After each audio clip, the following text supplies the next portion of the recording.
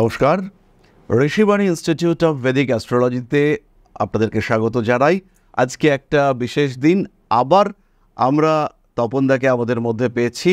অতি জনপ্রিয় বেশ কিছু সিনেমার ডিরেক্টর, টলিউডের একজন স্বনামধন্য ডিরেক্টর, তাকে আমরা পেয়েছি এবং যার ফিল্ম একাডেমি রয়েছে, যিনি অভিনয় শিখিয়ে থাকেন, শিখিয়ে যারা যোগ্য, যাদের মধ্যে সৃজনশীলতা রয়েছে এবং যারা এফিশিয়েন্ট, তাদেরকে উনি সাফিশিয়েন্ট জায়গা করে দেন যে নিজেদের প্রতিভাকে বিকশিত করবার, প্রকাশিত করবার। এরকম একজন মানুষকে আমরা পেয়েছি, যিনি এই ফিল্ম ইন্ডাস্ট্রিতে থাকার সাথে সাথে যথেষ্ট জনসেবা করে চলেছেন, বহু মানুষের স্বপ্নকে সার্থক করে তুলে চলেছেন। এই যে জায়গাটা, এরকম একজন মানুষকে আমরা পেয়েছি, তপনদা, তপন দত্ত, স্বনামধন্য ফিল্ম ডিরেক্টর, এডিটর এবং লেখক। এই ব্যাপারটাও আমরা রিসেন্টলি জানতে পারলাম। তো যাই হোক দাদা, আপনার, আমি বুঝতে পারছি জ্যোতিষ সম্পর্কে বেশ কিছু প্রশ্ন, বেশ কিছু কোয়েরি তৈরি হয়েছে মনের মধ্যে। তো সেই সমস্তগুলোর জন্যই আজকে আপনি উপস্থিত হয়েছেন। তো আমরা এই বিষয়গুলো নিয়ে আজকে কথা বলবো। তার আগে আপনি যদি আপনার সম্পর্কে আমাদের চ্যানেলের দর্শকদেরকে কিছু একটু বলেন। না, আমার সম্পর্কে বলতে শান্তনু তো সব যা বলার বলেই দিল।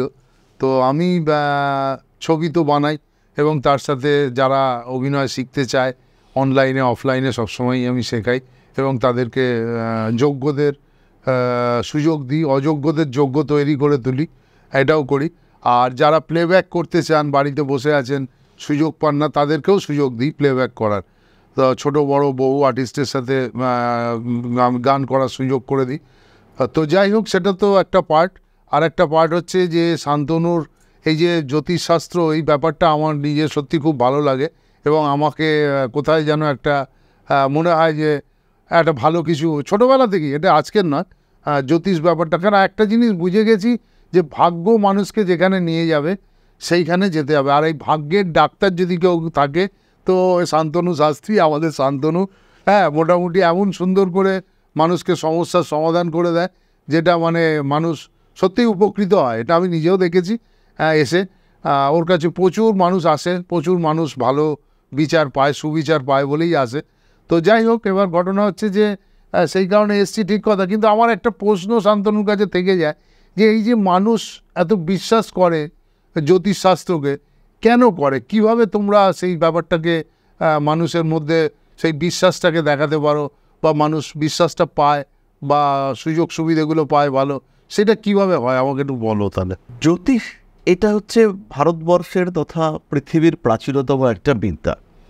প্রশ্নটা হচ্ছে এটাকে কতটা বিশ্বাস করা উচিত। একজন দর্শক বা একজন মানুষ, তিনি সমস্যার মধ্যে পড়েছেন বা সমস্যায় পড়েননি, কতটা এটাকে বিশ্বাস করা যেতে পারে, এটা হচ্ছে সবচেয়ে বড় একটা জায়গা।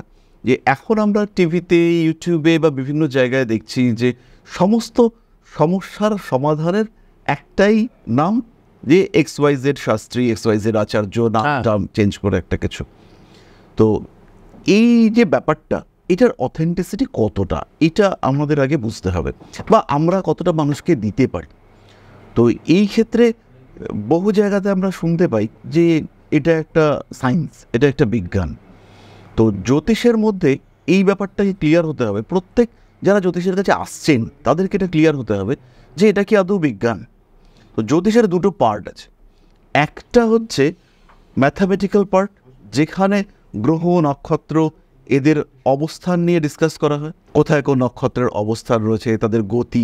এটা পুরোপুরি সায়েন্স, যেটাকে বলা হয় অ্যাস্ট্রোনমি। অ্যাস্ট্রোনমিক্যাল ক্যালকুলেশন, কোথায় গ্রহরা রয়েছে আমাদের জিওসেন্ট্রিক অরবিটাল সিস্টেমে, পৃথিবী থেকে কোথায় কাকে দেখতে পাচ্ছি, তাদেরকে দেখতে পাওয়া যাচ্ছে, এইটা হচ্ছে বিজ্ঞান। এরপরে হচ্ছে দর্শন। এটাকে বিজ্ঞান বললে ভুল হবে।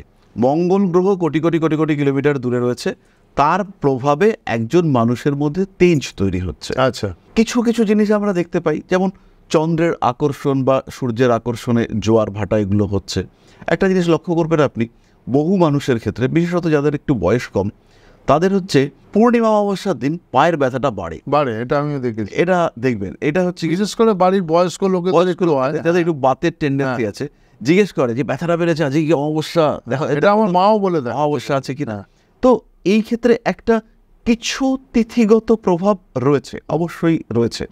তো বাট এটাকে একদম সায়েন্স, হার্ডকোর সায়েন্স, যেরকম ফিজিক্স, কেমিস্ট্রি, ম্যাথস, বায়োলজি, এই সায়েন্সে কিন্তু এটাকে ফেলা যাবে না। যারা হচ্ছে মাধ্যমিক পাশ করে পিএইচডি অ্যাস্ট্রোলজার অনেকেই রয়েছে, ওরকম আছে, মাধ্যমিক পাস কিন্তু অ্যাস্ট্রোলজিতে ডক্টরেট ইন অ্যাস্ট্রোলজি, বাট মাধ্যমিক পাস। তারা ভাবেন যে আমরা এটা বিজ্ঞান পড়েছি। এরকম আমি মানুষ দেখেছি যারা পলিটিক্যাল সায়েন্সকে সায়েন্স বলেন। হ্যাঁ, তো সেই রকম যারা মানুষ, তারা নিজেদেরকে অ্যাস্ট্রোলজার হিসেবে বিজ্ঞানী মনে করেন। বাট প্রেডিক্টিভ অ্যাস্ট্রোলজি এটা সায়েন্স নয়, এটা ফিলোসফি। এটার মধ্যে লজিক আছে, সিস্টেম আছে, যে এটা এরকম হলে এটা হয়। এটা বারবার দেখতে দেখতে দেখতে দেখতে আমাদের কিছু টেক্সট আছে, যেমন ফলদীপিকা আছে, বৃহৎ জাতক রয়েছে, বৃহৎ পরাশরী হোরাশাস্ত্র রয়েছে, এরকম প্রচুর সারাবলী রয়েছে, প্রশ্ন জাতকম রয়েছে, এরকম বহু টেক্সট রয়েছে। তাতে ঋষিরা দেখেছেন এই হচ্ছে, সেইগুলোর রেসপেক্টে এই এখনকার যে সিস্টেম, সেখানে এটা হতে পারে, তার একটা হতে পারে প্রবাবিলিটি, এইটা দিয়ে আমরা মানুষকে গাইড করতে পারি। আপনার খুব খারাপ টাইম চলছে, আমরা দেখলাম আপনার রাহুর দশা, শনির অন্তর্দশা শুরু হয়েছে 3 বছর আগে। তবে জিজ্ঞেস করলাম 3 বছর আগে থেকে কি আপনার টাইমটা খারাপ চলছে? আপনি বললেন হ্যাঁ, টাইমটা খারাপ চলছে। তখন আমি বুঝলাম যে রাহুর দশা, শনির অন্তর্দশা, এটা আপনার টাইম খারাপ যাওয়ার কারণ। তাহলে এটা শেষ হবে, রাহু শনির পরে রাহু বুধ আসবে, বুধটা আপনার বেটার পজিশনে আছে। তাহলে আমি বললাম যে দাদা, আর 3 মাস পর থেকে রাহু বুধ আসছে, এই রাহু বুধে এই প্রবলেম হতে পারে, কিন্তু রাহু শনির যে নেগেটিভিটি সেটা কমবে। রাহু শনিতে আপনার অস্টিওপোরোসিস হয়েছে, আপনার প্রচুর জিনিসপত্র নষ্ট হয়েছে, ন্যাচারাল ক্যালামিটিসে আপনার জিনিসপত্র খারাপ হয়েছে, আপনার বাড়িতে হয়তো একটা চুরি হয়েছে, হাড়ের যন্ত্রণায় উঠতে পারছেন না, কাজকর্ম সব বন্ধ, প্রচুর শত্রু হয়েছে। তাহলে বললাম দাদা, আর 3টে মাস ওয়েট করে যান, 3টে মাস মাথা ঠান্ডা করে লড়াইটা দিয়ে যান। এরপরে হচ্ছে গিয়ে এই কারণে আপনার এটা হচ্ছে, এই ফেজটা কমপ্লিট হচ্ছে, এবার আপনার একটা বেটার ফেজ আসছে, এই ফেজটাতে এইটা হবে, আপনি এইভাবে নিজেকে করুন। তাহলে আগের পাস্ট ব্যাপারটাকে আমরা আইডেন্টিফাই করে এই ফিউচারটা এরকম হতে পারে, তার একটাই এই হতে পারে ওয়ার্ডটা কিন্তু মাথায় রাখতে হবে। এরকম নয় ব্যাপারটা যে আমি ড্যাশ শাস্ত্রী, আমি এক্স শাস্ত্রী, আমি বলেছি তার মানে এটা হবেই, এরকম নয় ব্যাপারটা। বেসিক যে জ্যোতিষ বিষয়টাকে যখন বরাহমিহির বা আর্যভট্ট তারা যখন নিয়ে এসেছিলেন, তারা নিয়ে এসেছিলেন মুহূর্ত গণনার জন্য। রাজা যুদ্ধে যাবেন, কোন টাইমে ঘর থেকে বেরোবেন, টাইমিংটা, যে এই টাইমে দরজার বাইরে পা ফেলাটাও একটা টাইম, যে টাইমিং সেইটা, এইটা হলে পরে রাজার যুদ্ধে জেতার প্রবাবিলিটি বাড়বে। রাজার বাড়ি হবে, রাজপ্রাসাদ, জল লাগবে, কোন জায়গাটা খুঁড়লে জল পাওয়া যাবে। তো মাটি খোঁড়া হচ্ছে, খুঁড়েই চলেছি, জল আর পাওয়া যাচ্ছে না, এরকম হয়েছে। এইখানে জ্যোতিষের একটা বিদ্যা রয়েছে, এটা বরাহমিহিরের করা, তার নাম হচ্ছে দকারগল। মাটি খুঁড়বার পরে মাটির যে লক্ষণ, সেইখান থেকে বোঝা যাবে যে কতটা নিচে গেলে জল পাওয়া যাবে। আচ্ছা, হ্যাঁ, যেমন মাটি খুঁড়ে 1 হাত নিচে একটা ব্যাঙ পাওয়া গেল, তার মানে হচ্ছে সেখান থেকে আরও 4 হাত খুঁড়লে পরে জল পাওয়া যাবে। আচ্ছা, আবার একটা কাটা গাছ পাওয়া গেল, তার মানে হচ্ছে গিয়ে ওখানে জলটা অনেক গভীরে পাওয়া যাবে। এখানে কিন্তু সায়েন্স, লজিক, এই সমস্ত ব্যাপার রয়েছে। কিন্তু বর্তমান যুগের জ্যোতিষ বলতে আমরা যাকে বুঝতে পারছি যে আমার কাছে আসো, তোমার বিয়ে হচ্ছে না, কোনো প্রবলেম নেই, এই আমার কাছে মন্ত্র আছে, দিয়ে দিলাম, তোমার বিয়ে হবে, কালকে তোমার বিয়ে হবে, আমি একটা স্টোন দিয়ে দিলাম, তোমার কালকে চাকরি হয়ে যাবে, এরকম ব্যাপার নয়। কারণ ভ্যাকেন্সি তৈরি করতে হবে। আমার চাকরি পাওয়ার যোগ আছে মানেই আমি চাকরি পাবো, এরকম নয়। কারণ আমার চাকরি পাওয়ার সম্ভাবনা রয়েছে, কিন্তু ভ্যাকেন্সি নেই। যেমন এই মুহূর্তে পশ্চিমবঙ্গে সরকারি চাকরির অবস্থা খারাপ। তো যত লোকজন আমরা রয়েছি, তাদের সবাই চাকরি পাওয়ার যোগ বা চাকরি পাবো এরকম নিয়ে ছুটছেন। যারা ছুটছেন তাদের চাকরি পাওয়ার যোগ রয়েছে, কিন্তু সবাই তো পাবেন না। এই কম্পিটিশনে কিছু লোক পাবেন। সুতরাং এইটা বুঝতে হবে যে আমি কতটা পেতে পারি। ভীষণ গুরুত্বপূর্ণ, দিনরাত এক করে খাটতে হবে, কম্পিটিশনে জিতবার জন্য লড়তে হবে। এইবার আমরা কি বলতে পারি, তোমার এই টাইমটা বেটার, আরেকটু খাটো হবে। এখানে আমাদের লিমিটেশন, এটা বুঝতে হবে।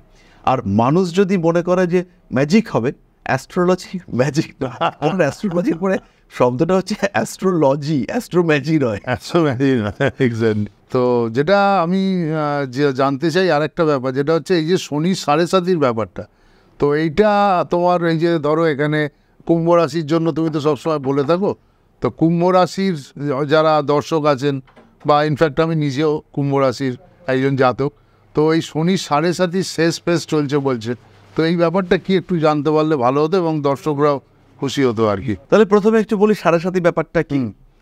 আমাদের প্রত্যেকের একটা জন্ম রাশি রয়েছে, আমাদের জন্মের সময় চাঁদটা যেখানে রয়েছে সেটা হচ্ছে আমার জন্ম রাশি। আর শনি 2.5 বছর করে এক একটা ঘরে থাকে। তো শনি ঘুরতে ঘুরতে যখন আমার রাশির ওপরে আসছে, মানে চাঁদের ওপরে আসছে, সেটা হচ্ছে আমার 7.5, 3টে ঘর, অর্থাৎ যেখানে আমার চাঁদ আছে তার আগের ঘরে শনি ঢুকলো, প্রচুর খরচ বাড়াতে শুরু করলো, গায়ে হাত পায়ে ব্যথা, আত্মীয় পরিজন দূরে যেতে শুরু করলো, রিলেশনশিপের ক্ষেত্রে ডিস্টারবেন্স, ফার্স্ট ফেজ কেটে গেল, শনি ভেতরে চলে গেল, মানে আমার রাশিতে চলে এলো, ব্যথাটা আরেকটু বাড়লো, এবার আমি একটু একা একা, সব কিছুর প্রতি আমার একটা অনীহা কাজ করছে, এবার মনে হচ্ছে আর পারছি না, এবার ছেড়ে ছুড়ে দিয়ে চলে যাব। এবার হচ্ছে গিয়ে লোকজন আমাকে নিয়ে বিরক্ত ভাব করতে শুরু করেছে, নিজেকে প্রুভ করতে হবে যে আমি বেটার। এটা সেকেন্ড ফেজ গেল, মেইন ফেজ, সবচেয়ে টাফ ফেজ, শরীরটাও সাপোর্ট দিচ্ছে না। এরপরে থার্ড হাউসে চলে গেল, মানে থার্ড হাউসে বলতে আবার চাঁদের পরের ঘরটায়। এইবার টাকা পয়সার দিক থেকে খুব চাপ শুরু হয়ে গেছে, বাকি জিনিসগুলো গুছিয়ে নিয়েছি কিন্তু কোনোভাবেই টাকা পয়সা দিয়ে সামাল দিতে পারছি না। আপনি এখন কুম্ভ থার্ড ফেজেই চলছেন। তো টাকা পয়সার জায়গাটাতে খুব চাপ, আত্মীয় পরিজনরা আস্তে আস্তে আবার ফিরে আসছে, বন্ধু বান্ধব রিলেশনশিপগুলো আবার ঠিকঠাক হচ্ছে, শরীরটা মোটামুটি সামলে নেওয়া শুরু করেছি। সেটা কবে থেকে হবে? না, এইটা হচ্ছে গিয়ে শুরু হয়েছে, কিন্তু কুম্ভের ক্ষেত্রে আরেকটা চাপ আছে এখন, সেটা হচ্ছে কুম্ভ রাশিতে কিন্তু রাহু বসে আছে, ফলে রাহু কুম্ভতে এসে খুব অ্যাক্টিভ হয়ে যায়, মানে বিভিন্ন দিকে ছোটানোর চেষ্টা, কিন্তু যেদিকেই ছুটছেন গিয়ে দেখা যাবে যে এখানে একটা ডিস্টারবেন্স রয়েছে, যে গেলাম পাবো জেনে ক্লিয়ার, কিন্তু গিয়ে দেখলাম যে সেই লোকটা অসুস্থ। আজকে আমি একটা প্রোগ্রাম করলাম, কিন্তু যার মাধ্যমে প্রোগ্রামটা হবে সে কালকে ফুড পয়জনিং হয়ে শুয়ে রয়েছে। একদম। হ্যাঁ, এই যে ব্যাপারটা, এই ব্যাপারটা রাহু করায় যে একটা আনসার্টেনিটি। তো যাই হোক, আমরা ছিলাম 7.5-তে, সেখানেই থাকি। তো এই যে 3টে ফেজে শনিদেব একটা ট্রান্সফরমেশন পিরিয়ড ক্রিয়েট করে। তো এই ট্রান্সফরমেশন পিরিয়ড যেটা তৈরি হচ্ছে, এই সময় আমরা কী অবস্থায় ছিলাম আর তার মধ্যে একটা ফিল্ট্রেশন হয়ে আমার মনের উদারতা অনেকটা বাড়িয়ে দেবে। যেমন ধরুন, আগে আপনার কাছে একটা ব্যাপার ছিল যে, আপনার কাছে নয়, মানে ধরুন টাকা ব্যাপারটা ইম্পর্ট্যান্ট। এখন এই যে আপনি 7.5 সেকেন্ড ফেজ কাটালেন, এই ফেজটা দিয়ে যখন আপনি যাবেন, কুম্ভ রাশি যেহেতু আপনার সেকেন্ড ফেজে, এরপর আপনার মনে হবে না, টাকা বাদ দিয়েও কিছু একটা ব্যাপার আছে, সেটা সোসাইটির জন্য কিছু একটা করে যাব, আমার নাম একটা আলাদা জায়গায় যাবে, আমি নতুনভাবে ভাববো, আগের জিনিসগুলো থেকে নিজেকে ক্লিন করে একটা নতুন থিঙ্কিং প্রসেস, তো সেই জায়গাটাতে শনি নিয়ে আসবে। এবং এই যে প্রসেসটা, এটা টাফ প্রসেস, কঠিন। এই জন্যই ব্যাপারটা হচ্ছে গিয়ে 7.5টাকে মানুষ ভয় পাই আমরা। এটা একটা জাজমেন্টাল ফেজ বলা যেতে পারে। আগের যা ভুলগুলো ছিল সেই ভুলগুলোকে রেকটিফাই করে নতুন একটা ফেজ, বেটার ফেজে নিয়ে যাওয়ার জন্য শনিদেব কিছুটা প্রেশার ক্রিয়েট করবেন। এটাই শনিদেবের কাজ, পিউরিফিকেশন, মানুষকে আর একটু বেটার ফর্মে নিয়ে যাওয়া। এটা কিন্তু অর্থের দিক থেকে নয়, এটা হচ্ছে মন, দেহ, আত্মা, তার থেকে আরেকটু বেটার দিকে নিয়ে যাওয়ার চেষ্টা। তো এই জন্য 7.5কে আমরা একটু টাফ ভাবি। না, এই যে থার্ড ফেজ চলছে যে, এইটা এবারে শেষ হচ্ছে কবে, এবং এই থার্ড ফেজে শনির মানে কি কি ভালো খারাপ ব্যাপারগুলো থাকে একটু যদি বলো। 7.5-এর এই থার্ড ফেজটা শেষ হচ্ছে 3 জুন 2027। মানে এখনও কিন্তু প্রায় 1.5 বছর আমাদেরকে ফেস করতে হবে 7.5। কিন্তু এইখানে একটা জিনিস বলে রাখি, এই কুম্ভের ক্ষেত্রে 7.5-এর যে একটা ভয়ঙ্কর টাফ সিচুয়েশন চলছে, এটা 5ই ডিসেম্বর 2026 কাটবে। 5ই ডিসেম্বর 2026 রাহু কুম্ভ থেকে মকরে চলে যাচ্ছে। আচ্ছা, এর ফলে যেটা হবে যে রাহু কুম্ভকে ভীষণভাবে ডিস্টার্ব করছে। শনি ফিনান্সিয়াল দিক থেকে একটা ডিস্টারবেন্স ক্রিয়েট করে রেখেছে, রিলেশনশিপগুলোকেও ডিস্টার্ব করছে, আর সেখানে রাহু অস্থির করে রেখেছে, কন্টিনিউয়াস একটা মুভমেন্ট, চঞ্চলতা সেটা সৃষ্টি করে রেখেছে। ফলে এই সময় রাহু এবং শনির যৌথ আক্রমণে কুম্ভ কিন্তু ব্যতিব্যস্ত। আপনি ভাবছেন যে এটা করব, ওটা করব, ওটা করব, ওটা করব, ওটা করব, 6টা প্ল্যান করে ফেললেন। এবার প্ল্যানটাকে যখন মেটেরিয়ালাইজ করতে যাচ্ছেন, সেটাকে যখন বাস্তবায়িত করতে আপনি যাচ্ছেন, তখন দেখতে পাবেন যে আপনার প্ল্যানিং আর বাস্তব এই দুটোর মধ্যে একটা গ্যাপ রয়েছে। এটা করিয়ে রেখেছে রাহু, আর টাফ সিচুয়েশনটা ক্রিয়েট করেছে শনি। ফলে এই সময় প্রত্যেকটা পদক্ষেপ এটা ইম্পর্ট্যান্ট, প্রত্যেকটা কথা, প্রত্যেকটা সম্পর্ক সবটাই ইম্পর্ট্যান্ট। মানে এখন এই মুহূর্তে ট্রানজিটের দিক থেকে কুম্ভ রাশির মানুষদের জীবনে একটা মারাত্মক বাজে সময়। এরকম টাইপের সিচুয়েশন আসতে কুম্ভের ক্ষেত্রে মোটামুটি আগামী 36 বছরের মধ্যে আসছে না। মানে এতটাই একটা কঠিন পরিস্থিতির মধ্য দিয়ে কুম্ভ কিন্তু যাচ্ছে। তাহলে মানে মানুষ কি আশায় ভালোভাবে এগোবে? তাহলে আমরা মানে কুম্ভ রাশির যারা জাতক তারা একটা তো আশা নিয়ে এগোবে।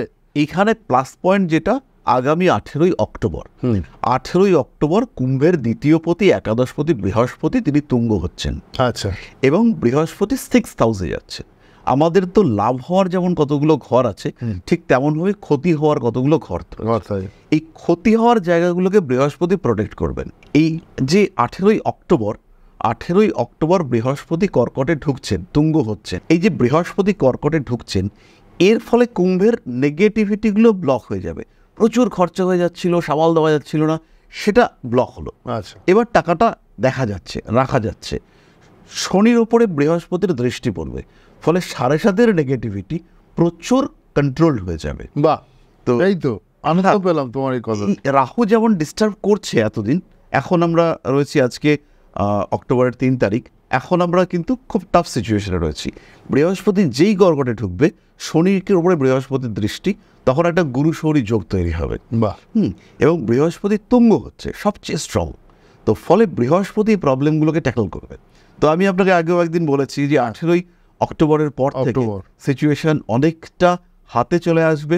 এবং যেহেতু 2nd হাউসে বৃহস্পতির দৃষ্টি পড়ছে, ফলে পাওনা গন্ডা যেগুলো আটকে আছে বা নতুন কিছু কন্ট্রাক্টস, সেগুলো সাইনিং হওয়া, ফিনান্সিয়াল দিক থেকে বেশ বেটারমেন্ট হওয়া, শুধু আপনি আমি আমরা নই, প্রায় প্রত্যেকটা কুম্ভ রাশি বা লগ্নের মানুষজন, শুধু কুম্ভ নয়, বৃহস্পতি তুঙ্গ হচ্ছে মানেই আমাদের যে ন্যাচারাল সেটা পাওয়ারফুল হচ্ছে। ন্যাচারাল জোডিয়াকের পজিটিভিটি বাড়বে এবং বাড়বে। এখানে কিন্তু আমি ওরকমভাবেই বলবো যে বাড়বেই। আচ্ছা, হ্যাঁ, ন্যাচারাল জোডিয়াকের পজিটিভিটি বাড়বেই, এটা পজিটিভ হবে। এটা তোমার এই জোর দিয়ে বলাতে কিন্তু দর্শকরাও অনেকটা উপকৃত হবে। হ্যাঁ, তাদেরও মনে একটা বল ভরসা। 12 বছর পরে বৃহস্পতি তুঙ্গ হচ্ছে, এটাই। হ্যাঁ, এবং এই বৃহস্পতি অল্প কিছুদিন তুঙ্গ থাকবে, থেকে আবার বক্রি হয়ে সে পেছনের দিকে যাবে। তাহলে এই সময় বৃহস্পতি হচ্ছে অতিচারী মানে হচ্ছে গিয়ে বলা যেতে পারে হাইপার অ্যাক্টিভ। ফলে বৃহস্পতির রেজাল্ট কিন্তু অনেকটাই বেশি। এবং এই আশেপাশে আমরা যে দেখছি যে বাংলাদেশে ভীষণ প্রবলেম রয়েছে, বা নেপালে রিসেন্ট আমরা দেখলাম একটা প্রবলেম হয়েছে, বা ইন্টারন্যাশনাল পলিটিক্যাল সিচুয়েশন খুব ডিস্টার্বড, বিভিন্ন মানুষ ভীষণভাবে অস্থির। গতকাল এক ভদ্রলোক আমার সঙ্গে কথা বললেন, তার স্যালারি ছিল 8 লক্ষ টাকা, হঠাৎ তার চাকরিটা চলে গেছে। মানে পাগলের থেকেও খারাপ অবস্থা তার এখন। তো এই যে এরকম আমরা রোজ শুনছি। সকালবেলা এক ভদ্রলোক এসেছিলেন, উনি রাত্রিবেলা আসবেন, আমি এই আজকের এই ডিসকাশনের জন্য টাইমটা পিছালাম। তো ওনার ক্ষেত্রেও চাকরিতে প্রচণ্ড প্রবলেম চলছে, এবং ওনার বয়স হচ্ছে 58। তো ওনার আর 7 বছর চাকরি রয়েছে, এবং উনি একদম বিধ্বস্ত হয়ে যাবেন। তো সেই সমস্ত এই যে টালমাটাল সিচুয়েশন, এটা অনেকটাই কন্ট্রোলড হয়ে যাবে বৃহস্পতি ঢুকলে পড়ে। বাহ, খুবই ভালো, মনে একটা ভরসার জায়গা এসে গেল। শান্তনু শাস্ত্রীর মুখে যখন এরকম একটা ভরসার জায়গা মানুষ পাবে, তখন তো নিশ্চয়ই একটা ভালো লাগার জায়গা থাকবেই। আর আজকের দিনে আমরা তো মোটামুটি একটা ভরসা সবাই চাই, তো সেটাই পাওয়া গেল। আগামী দিন ভালো আসছে, এবং বৃহস্পতি যখনই তুঙ্গ হচ্ছে, এটা একটা বড় ব্যাপার। তো ঠিকই আছে, মোটামুটি আমাদের আলোচনার মধ্যে ভালোই হলো, অনেকেই অনেক কিছু জানতে পারলো। এবার মোটামুটি কি কাজ করা যেতে পারে? তাহলে আজকের আলোচনা এই পর্যন্তই থাক। সবাই খুব ভালো থাকবেন, আর এই বৃহস্পতির সঞ্চারকে উপভোগ করবার জন্য মনে প্রাণে প্রস্তুত হতে শুরু করুন, কারণ 18ই অক্টোবর আসছে দিন, মনের দুশ্চিন্তা এবার বাদ দিন। বাহ, সেই আনন্দেই সবাই থাকুন। নমস্কার, আজকে ভালো ভালো থাকুন। করছি, সবাই ভালো থাকুন। হ্যাঁ।